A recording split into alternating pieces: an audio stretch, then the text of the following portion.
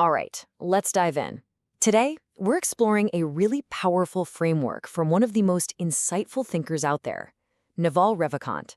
It's a guide on how to actually win at life, not just the game of money, but the game of happiness too. He basically boils it all down to a few core principles. And the whole thing, I mean everything, hinges on this one single idea. This quote right here, from the physicist Richard Feynman, is a huge deal for Naval. It's the starting block for his entire philosophy. And the idea is pretty simple. Before you can do anything meaningful, you have to get brutally honest with yourself. But why is that so important? Well, because we're just incredibly good at fooling ourselves. We're the easiest person to fool, right? And for Naval, cutting through all that self-delusion, that's step one. You absolutely cannot skip. Okay, so if we're not supposed to fool ourselves, how do we actually do that? It all starts with learning how to think. You see, Naval has this idea that most of us are walking around with, well, a kind of mental handicap. We think we understand things, but what we've really done is just memorize the words for them. It's the difference between knowing about something and truly, truly knowing it. So let's break that down. On one hand, you've got real, genuine understanding. That's when you can explain something from the ground up, from first principles. You basically own the idea. You can rebuild it from scratch. And then there's what most of us do most of the time. We just repeat fancy words, jargon. It's like being able to name a bird in 5 different languages, but having no clue what it eats or how it flies. You know the name of the thing, not the thing itself. The real power isn't in the labels. It's in grasping the fundamental truths behind them. And that's really the secret sauce right there. Think about it. Life seems incredibly complex, like this giant, intricate tapestry. But really, it's woven from just a handful of simple, fundamental truths. Naval calls these the longest threads. So your job isn't to memorize the whole complicated pattern. No way. Your job is to find those few long threads and really understand them. Because once you get that, you can start applying it. All right, so you've learned how to think clearly. You're not fooling yourself anymore. Now what? Well, now you can start applying that thinking to one of the biggest games we all play, the game of wealth. But here's the thing. For Naval, getting rich isn't about getting lucky. It's not about a big break. It's a system. It's a game you can actually learn to play and win. This question, it's everything. It unlocks his entire philosophy on wealth.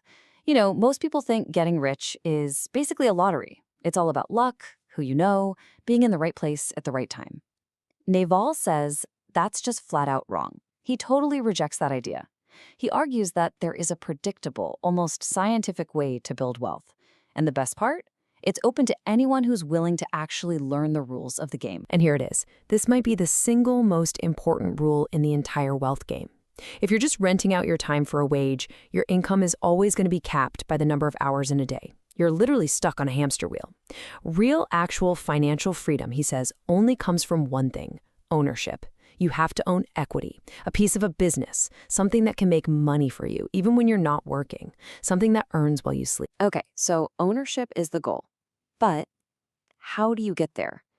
Well, Naval gives us a 4-step blueprint. First, you have to build what he calls specific knowledge. This is something you're uniquely good at, something you're obsessed with, that can't just be taught in a classroom.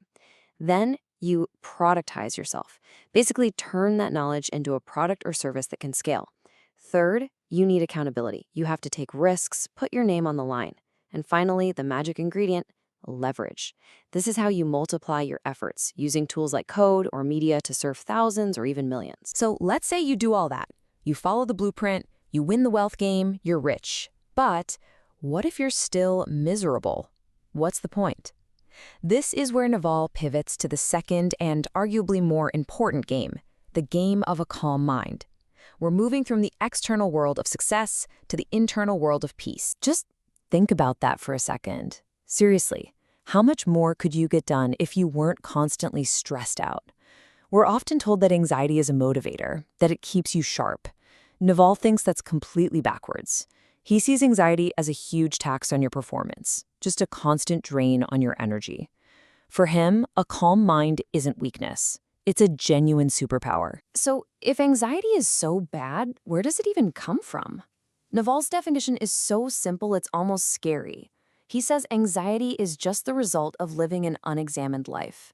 It's that nonstop chatter in your head, that crazy roommate who won't shut up about all the things you haven't dealt with. The feeling of being anxious, that's just the symptom. The real disease is that whole tangled mess of thoughts and desires that we just never take the time to actually look at. And that leads to what is maybe his most shocking piece of advice. Okay, that sounds kind of terrifying, right? Ruin your life? But he doesn't mean it in a purely destructive way. What he's saying is that if you really look at yourself honestly, you're going to be forced to see all the stuff that's not working. And seeing that truth will make it impossible to keep living that old life. It forces you to tear it all down so you can rebuild something real, something authentic, something that doesn't create anxiety in the first place. This brings us to the final piece of the puzzle, where it all comes together. So, why bother with all this? Why play the wealth game? Why fight for a calm mind? It turns out, both of these games are really just tools. They serve one single ultimate purpose. And here it is. This is the whole point. The big punchline of Naval's philosophy. The reason you want to win these games, it's not so you can get more chips and play for bigger stakes.